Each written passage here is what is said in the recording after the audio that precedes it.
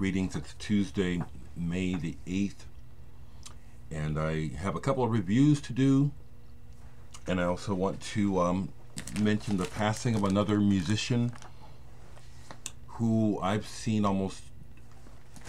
no press about. Actually, I've only seen people talking about it on social media. Violinist, percussionist, pianist, Gerard Ourbet, I believe is how you say his name, from the band Art Zoid, passed away, I think on May 4th. Out of France, this is a dynamic, amazing band of musicians who play a progressive, almost classical sound type of music. It's primarily instrumental. I love this band. And I think that Gerard was their musical director. I've seen no mention in any music press about his passing. I'm going to check the Wired magazine to see if he's in there. But this is stimulating music that is not easy listening. That's partially why I like it, because I like music that you have to kind of work at understanding, because it makes it's enriching. The Marriage of Fire and Ice, I believe, is the name of this one. Sorry about that light, folks. Fantastic music. Not easy listening, but someone you should know about. Gerard Ourbet from the band Art Zoid. This is music not for the faint of heart, but it's music that you ought to know about. Symphony pour le... I won't say it. I used to know how to speak French, but I don't. Another band that's related musically is Universe Zero. But rest in peace, Gerard Ourbet. This is some amazing music. It's just got a lot... There's a lot going on there, and I highly recommend it, okay? Highly recommend it. I had made this video and then went to review it and saw that the mic wasn't on, so I'm doing it a second time. So let me see if I can get my thoughts straight. Again, I'm doing two reviews, Mezga Cano and Coloratura. I'll start with this. I just got this since my last video. Out of Italy, this is Mezga Cano, a guitarist with the self-standing ovation Vasquez Ensemble. The name of the album is Kinderheim. I'm not sure what that means. This is primarily instrumental. Brings to mind wonderful aspects of King Crimson and Frank Zappa and modern classical music. It's really tight, well played. There's very little, hardly any words, which I really like. And yet without the words, the music is so descriptive and at times humorous and very colorful. The way that these people play takes you through a myriad of feelings and images. I don't know that there's a purpose behind these pieces of music.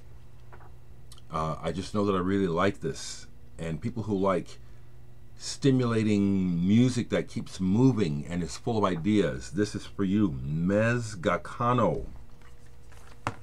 I use it to help me put into perspective my review of Coloratura. I've listened to this again all the way through now. I do recommend this. This is progressive. This is good. There's aspects of the writing on this I like quite a bit. As I say consistently, I'm not big into singing in general, and depending on the vocal delivery, it can be a little off-putting. That was my experience with this. Please, I don't mean to offend anyone. I need to be honest, okay? Having said that, this, and I'm also including what I see from comments online about this from folks who bought it already. There are people who like progressive rock who are going to love this, okay? Dave Newhouse of the Muffins is on here. Brett Harold Hart is on here. I always recognize Dave's sound of his horn. I like that. But the two fellas who are mainly behind this, Ian and this other fella here, I would say that you were successful in realizing your project. I'm not really interested in what it's about, the words or anything. It's the music, okay? But I do recommend this. Alrighty, and that's what I want to say about these. Both of these are recommended. Mezgacano really hits the spot for me. Just really strong playing, real strong, and that's important to me. Some other records I played recently. Stereolab, Chemical Chords. When I first bought this, I was disappointed, but now I get it. What Stereolab attempted to do with this album was to make a more commercial album, but in a Stereolab way, to appease their record label 4AD.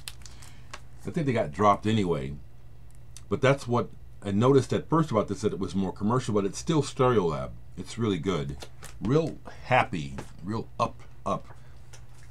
And most of this, Letitia sings in French, which I like. I don't know what she's saying, and that's fine.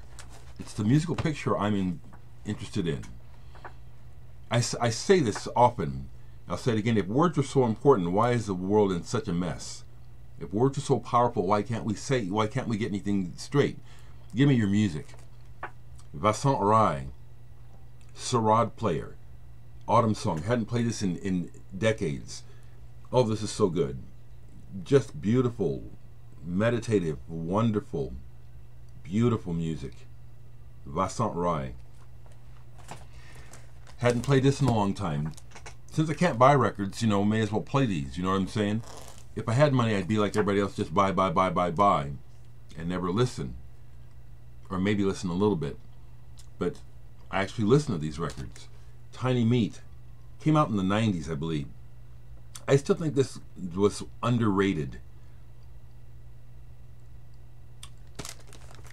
This too, Ruby, Saltpeter, a mixture of electronic and kind of gritty punk aspects of the music.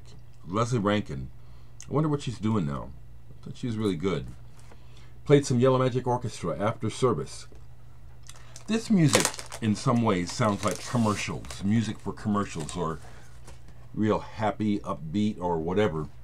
But when I discovered Yellow Magic Orchestra, it was just what I needed, and so their music has a deep imprint on me. And when I'm in the mood for it, there's nothing better. Got to see these guys too, live. They were great. Here's another one I pulled. Forgot how much I like this. Peep Show by Susie and the Banshees has a track on here called Carousel, which I think is wonderful. I also want to mention that I've seen over 1,000 concerts, easily over 1,000. I've seen some of the greats, everyone from members of the Beatles to the Rolling Stones to Pink Floyd to The Who to some of the cutting edge of today like Janelle Monáe and Run the Jewels, and some of the best of punk, everyone from Black Flag to Dead Kennedys, and some jazz greats too. I've seen a lot. Susie and the Banshees is one of the best shows I've ever seen. Something about her performance, the stars aligned that night. It's one of the most powerful shows I've ever seen. She was majestic. The band was really was on top of it. This was at the first Lollapalooza. She blew everyone away. From my experience, she blew away. Jane's Addiction, Nine Inch Nails, Rollins Band, Body Count. By the time she was done, there was nothing anyone else could do for me. Susie and the Banshees. I hold her in high esteem and don't think that she is properly recognized by the music industry. It's partially why I talk about the music I talk about. I really love this music, but to me, I always think it's such a shame that the marketplace is so focused on profit that it pushes the least deserving and most mediocre music to the forefront, and that's what everybody knows about and likes, when there's all this excellence that you ought to know about and that would make your lives better.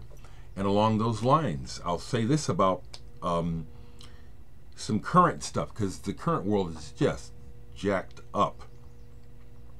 Kanye West is an asshole. He's rich, okay? So he's speaking like a rich person, okay? But if you want to know about an artist that's current that I think is doing something socially conscious and on point, Childish Gambino. Have you seen his latest video, This Is America? It gives you a lot to think about. It doesn't explain anything. It gives you a lot to think about. Now that, to me, is a real artist. Okay?